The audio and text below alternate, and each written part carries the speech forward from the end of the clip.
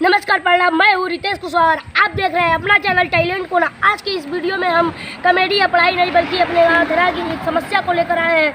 ये तस्वीर जो आप देख रहे हैं ये अथरा चौराहे से अथरा गांव में जाने वाली मुख्य पिच सड़क, ये नहर पार करने वाली पुलिया जो काफ़ी पुरानी हो चुकी है, इसकी स्थिति आप देख सकते हैं।